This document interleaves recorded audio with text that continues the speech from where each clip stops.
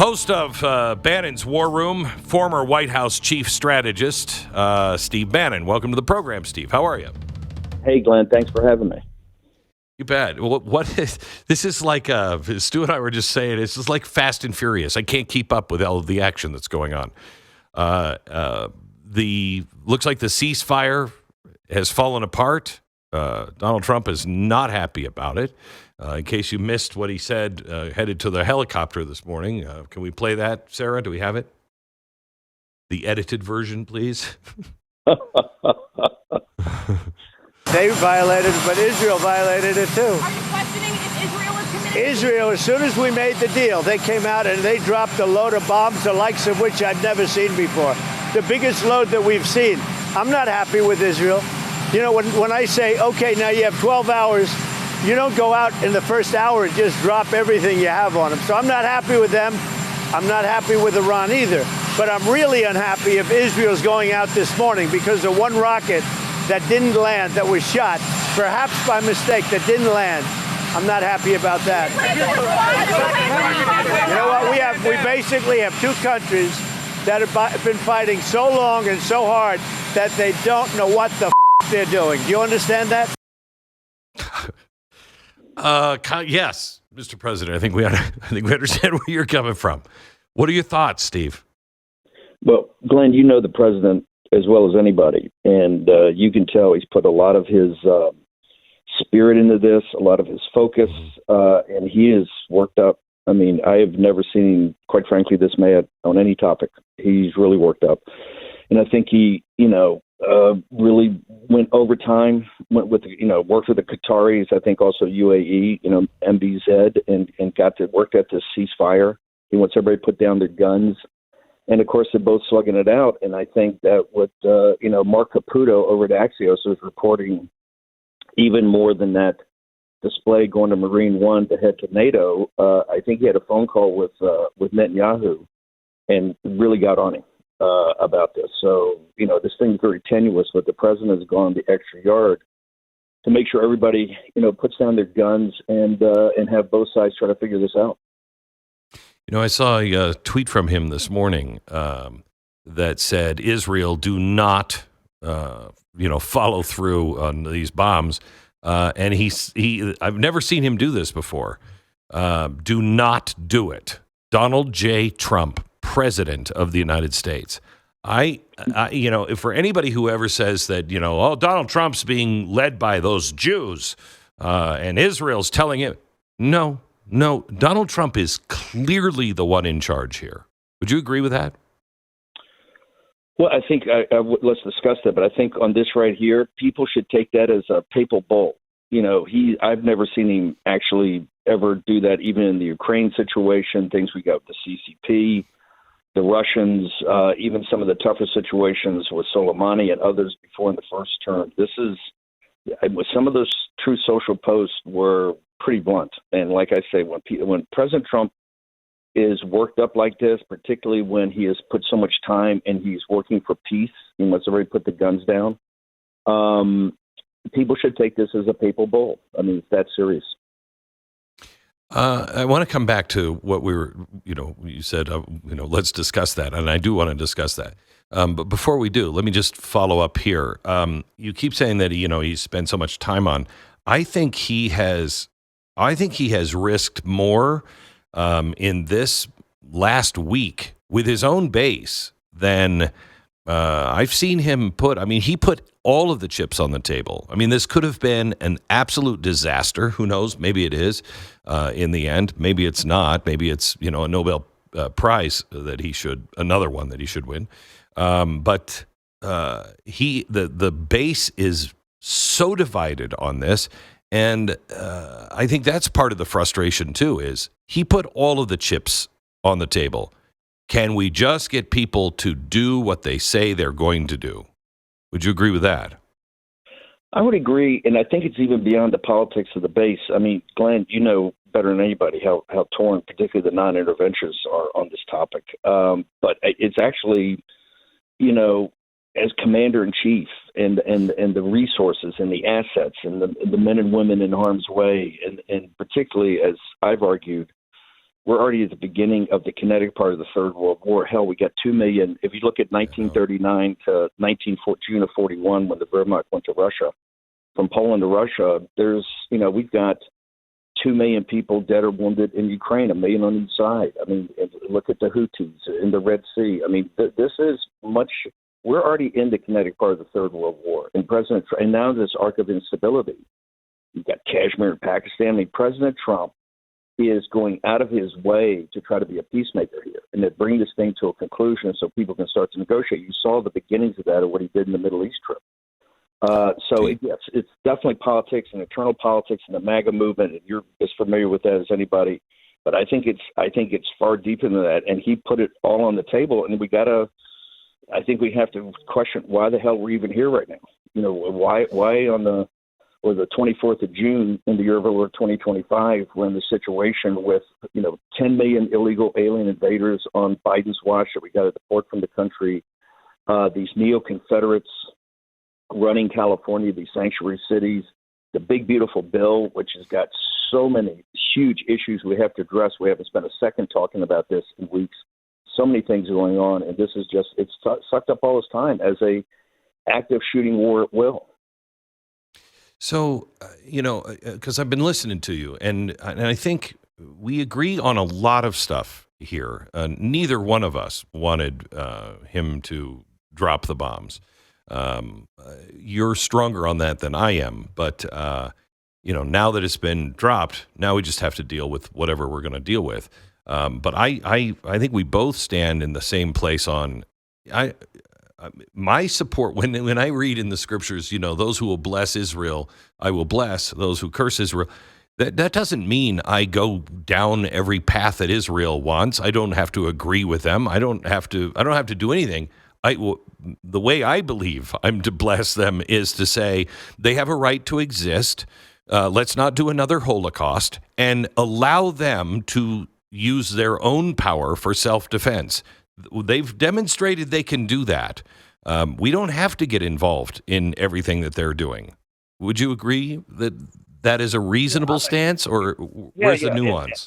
I'd even take it a little further. I mean, I'm not just personally, but the war room. We're adamant supporters of Israel and the state of Israel, and particularly given. I mean, if you think from October 7th, if you look at the Israel in Gaza, which is messy, we've been a big supporter of what they're doing against Hamas and the Muslim Brotherhood. Our only message has been, when you got to go through hell, go through as quickly as possible. Let's get it done. Correct. In Judea, Samaria, what they've done with Hezbollah is monumental, because Hezbollah, as you know, Glenn, was considered, I guess, one of the best light infantry in the world. What they've done in southern Syria, the Israelis have done militarily, I think, and geopolitically, extraordinary work since the surprise attack. But there's just so many questions about this, and so many questions about why we're so tangled up in this thing right now, that and I think they just have to be answered. I think they got to be answered because to continue to support Israel, and look, the support to date, really, we don't have a formal alliance. We have a special relationship. They're essentially a protectorate of the United States. And if that's the case, and we should not be in the protectorate business, Europe, right. He's going to NATO right now because they finally guaranteed to pay 5%. I mean, think of this huge. As you remember, Glenn, they laughed at us for paying 2%, which they agreed to in President Trump's first term. And one of the points was we can't have Western Europe and the elites in Western Europe as a protector of the United States. We just can't afford it anymore. He's making huge moves there, and that's why I think in this situation we really have to go through and see exactly how this came about. And I think it'll be will illuminate how we go forward to sort this mess out. So do you think we would have dropped the bomb if Israel could have dropped that bomb? I mean, that bomb was made for that particular run, and we have been rehearsing that run for 15 plus years, specifically.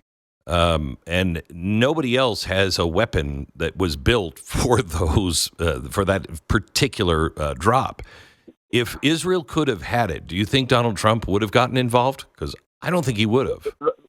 Let me take a slightly different direction. In 79, my destroyer, I was in the Pacific Fleet, and we were going for our second Westpac to turn over to the 7th Fleet, and we got the call on November 4th We were in Dejron 23, the Little Beavers, the famous Arleigh Burke destroyer squadron. We got the call that the hostages had been taken, and it took us a couple of months to get there, but we were one of the first. We went with one of the first battle groups ever to get to the North Arabian Sea, and we were there.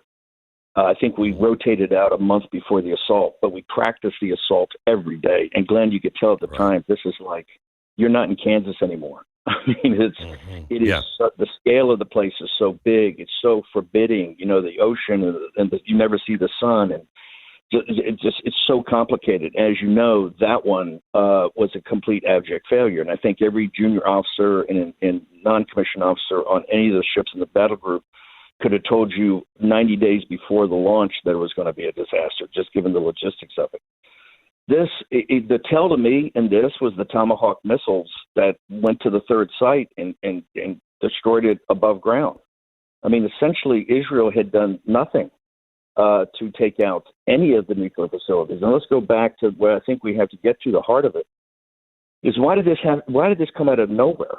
The intelligence, and we're told that the intelligence is different, and this has been said now by Marco Rubio and other people, that the intelligence is different than the intelligence that IC community had. And today they're going to have, classified hearings with Tulsi Gabbard and Ratcliffe. And my understanding is Ratcliffe and the CIA presented additional intelligence that said this was absolutely emergency. It had to happen.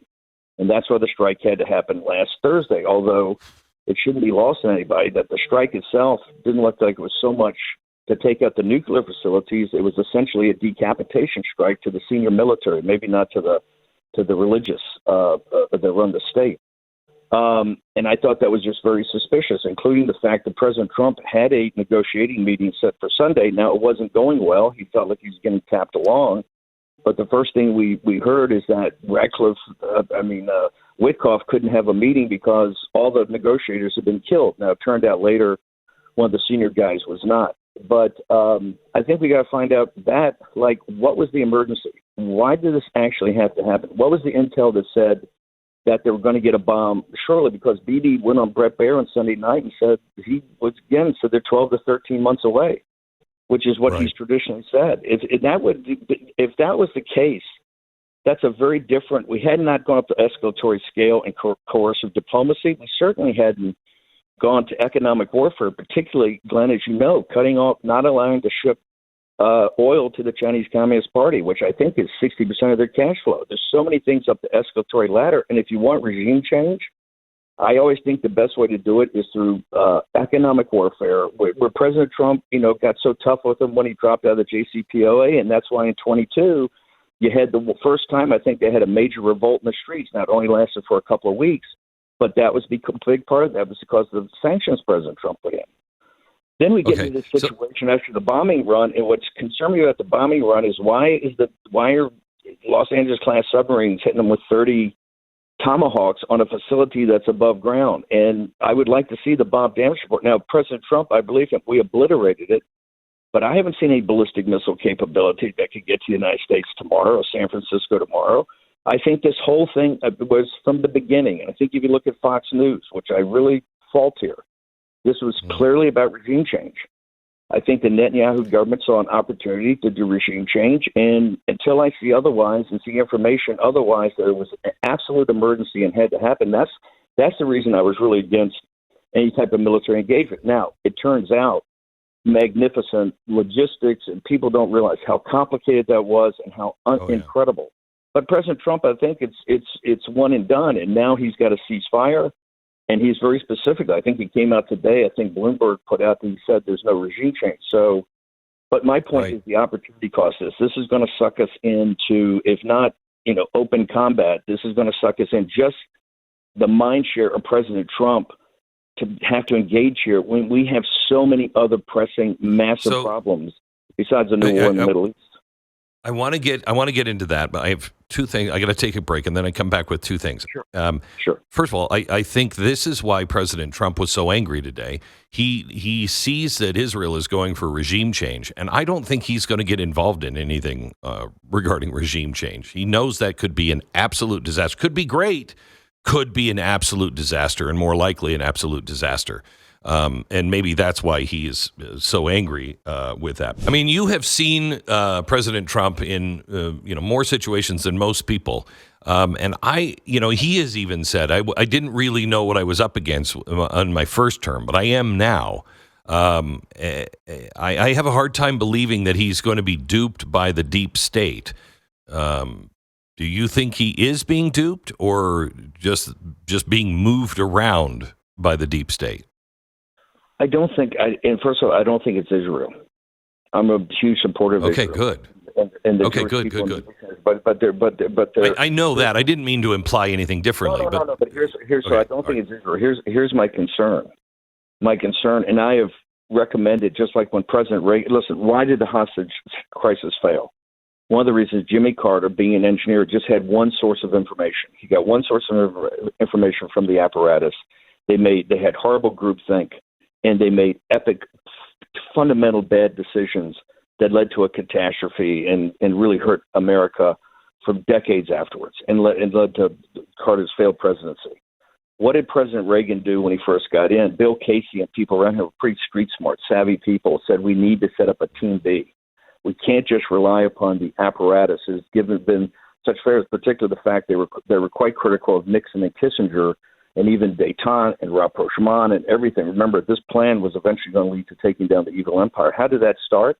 It started with the Team B to make sure that you had a fresh set of eyes that could go through the analysis. And just like you go to a doctor to get a second opinion, it's the old measure twice and cut once. And I think President Trump's not being manipulated. I'm just not so sure that all the information that's coming to him is the information. This, like I say, let's see where the chips fall on this. I may be wrong, but I would like to. I think it's incumbent that John Ratcliffe and the CIA, come for whatever this emergency.